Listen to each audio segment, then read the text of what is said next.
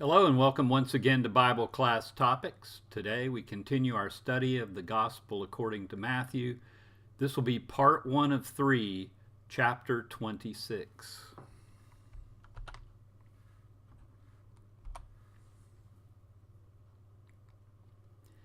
Here's our outline. We're in part 4, Enduring the Cross. This part consists of chapter 26 and 27. Under the topic of enduring the cross, in this lesson, we'll look at plots of foes and devotions of friends, the Last Supper and the agony in the garden, the betrayal, the Jewish and Roman trials. Specifically, we'll be looking at 4 topics in Matthew 26 in this video: the beginning of the last act of the tragedy, love's extravagance, the traitor's bargain, and the ancestral feast. In other words, we'll be looking at the first 19 verses of Matthew 26 today. Here's the chronology of Christ's last week. We're on Tuesday, and that will continue for just 5 more verses, and then we'll talk about where we're going from there in a few minutes. Let's get our Bibles out. I'm reading from the English Standard Version. You may read from any version you prefer. And let's read along with me. When Jesus had finished all these sayings, he said to his disciples, "You know that after 2 days the Passover is coming, and the Son of Man will be delivered up to be crucified." Then the chief priests and the elders of the people gathered in the palace of the high priest, whose name was Caiaphas, and plotted together in order to arrest Jesus by stealth and kill him. But they said, "Not during the feast, lest there be an uproar among the people." Jesus makes it clear that his aim is the cross. Meanwhile, the Jewish authorities were plotting to make that happen. In the years from BC 37 up until AD 67, the Romans appointed and deposed at least 28 different high priests. Somehow, Joseph Caiaphas lasted 18 years. Well, how did he do it? 1, he obviously pandered to the Romans. 2, the question of how to get rid of Jesus and appease the people without riling the Romans would call for the kind of cunning that Joseph Caiaphas obviously possessed. And thirdly, the population of Jerusalem would often rise to over 2.5 million people during the Passover, and Caiaphas wanted to avoid civil unrest at all cost.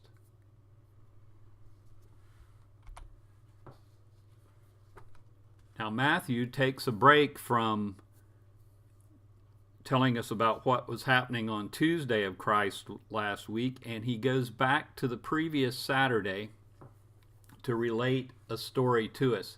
You might want to pause here and go read John 12, verses 1 through 11. Then come back and read verses 6 through 16 with me. Actually, we're going to read 6 through 13 first. Now when Jesus was at Bethany in the house of Simon the leper, a woman came up to him with an alabaster flask of very expensive ointment, and she poured it on his head as he reclined at table. And when the disciples saw it, they were indignant, saying, "Why this waste? For this could have been sold for a large sum and given to the poor." But Jesus, aware of this, said to them, "Why do you trouble the woman? For she has done a beautiful thing to me. For you always have the poor with you, but you will not always have me.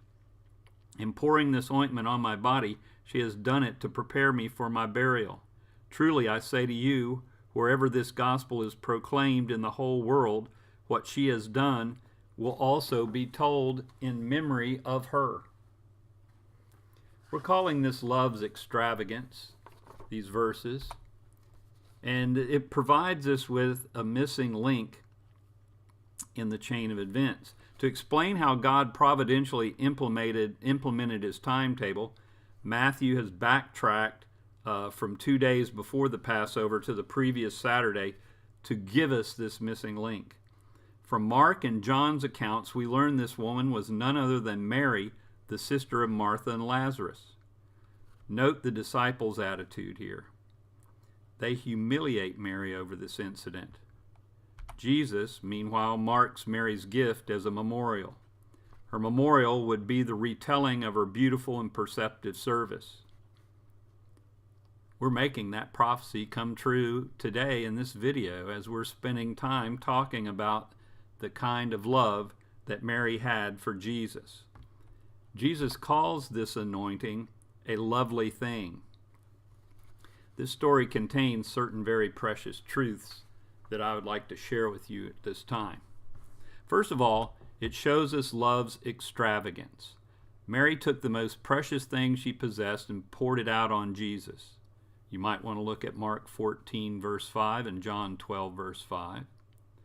This vial of perfume was worth almost an entire year's wages.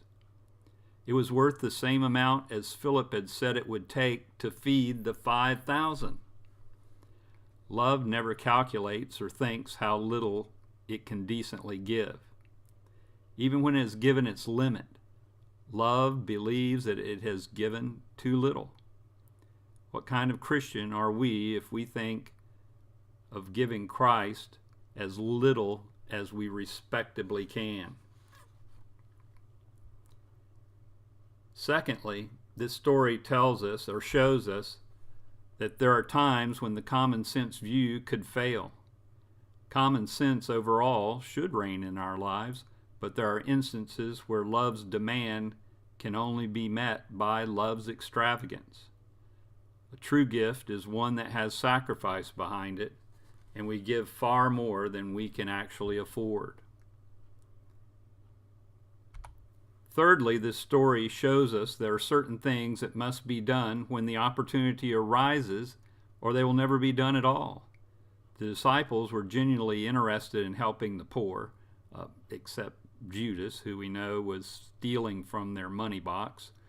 When a generous impulse moves us and we do not act upon it, that opportunity may never rise again. The tragedy in our lives is our history of lost opportunities of doing lovely things. And finally, fourthly, this story shows us that the fragrance of a lovely deed lasts forever. As the end of Christ's life on earth approached, there was an overabundance of intrigue, treachery, and tragedy. This instance of pure love shines like a floodlight in those last days.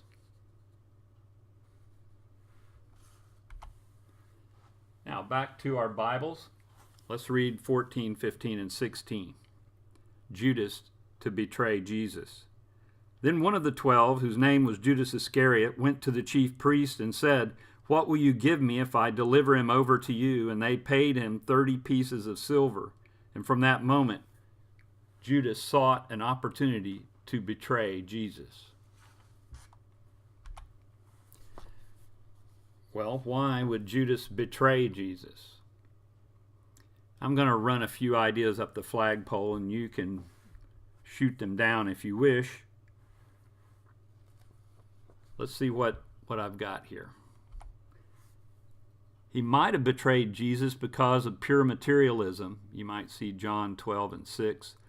We know he was stealing from the money box that the apostles carried. Judas sold Jesus for what amounts to less than $15 in modern currency. Could the love of money cause a person to stoop any lower than what Judas stooped? He might have betrayed Jesus because of bitter hatred caused by complete disillusionment. Perhaps he had joined Jesus because he looked forward to a Messiah that would reign on earth and restore Israel to the time of Solomon.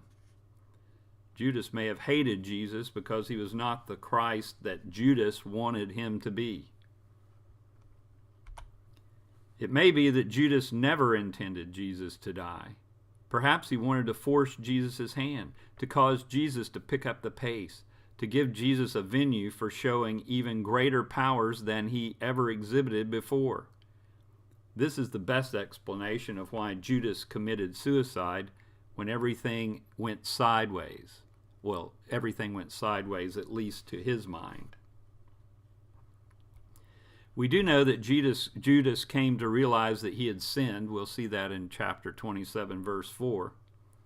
However, as much as we like to blame Judas for a lot of things, Charles Erdman says he was not the last professing Christian guilty of treason against the king. Regardless, Judas refused to accept Jesus as he was, and he tried to make him what he wanted him to be. Jesus will not be changed by us. We must be changed by Jesus. Jesus was not put here on this earth for our purposes, but to have us submit ourselves to his purposes. The tragedy of Judas is that of a man who thought that he knew better than God.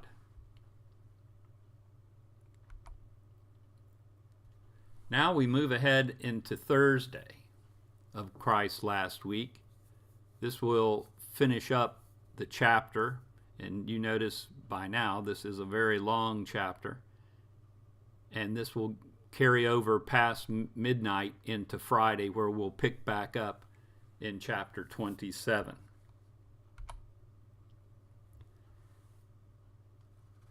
The last thing we want to talk about in this video is the ancestral feast. Let's read a few more verses. Now on the first day of unleavened bread, the disciples came to Jesus, saying, "Where will you have us prepare for you to eat the Passover?" He said, "Go into the city to a certain man and say to him, 'The teacher says, my time is at hand. I will keep the Passover at your house with my disciples.' And the disciples did as Jesus had directed them, and they prepared the Passover." During the feast, all Jews were to stay within the boundaries of the city, but because there were so many Jews, we said up to 2.5 million would come into the city. Many stayed out into the suburbs, such as Bethany. The feast itself, however, had to be celebrated within the city. Jesus had clearly made his arrangements beforehand. He had also arranged a passphrase, namely, the teacher says, "My time is near." On Thursday morning, all leaven was destroyed after a ceremonial search of the house. The feast commemorated the escape from Egypt. You might want to see Exodus 12 and verse 24. In Jewish thought, leaven is a symbol of corruption. So to remove all leaven was then a sign of purification. The other staple of the Passover feast was the Passover lamb. How had the Jews saved their houses from the plague of death of the firstborn during Egypt? Well, we know they had painted the blood of the lamb on their doorpost. The lamb was taken to the temple on Thursday afternoon to be slain and its blood offered to God in sacrifice. However, the Passover feast included 4 additional items, which I'll list here all at once. First, a bowl of salt water to represent tears shed during slavery and the water of the Red Sea. Then a collection of bitter herbs, another reminder of the bitter times in slavery and the hyssop used to smear the blood of the lamb on the lintels. There was a paste called charosheth, made of fruit and nuts and sticks of cinnamon, representing the clay and straw that the slaves used to make bricks. And finally, there was 4 cups of wine, which reminded the Jewish celebrant of the 4 promises of Exodus 6, verses 6 and 7. Anytime after 6 p.m. on Thursday, the guests would gather at the table and partake of the feast. So our time is gone for this video. I hope you can come back and be with me in part 2 of our study of chapter 6. Until then, please subscribe to the channel, like or dislike this video, leave me a comment. All of that would be greatly appreciated. And until the next time, may God bless.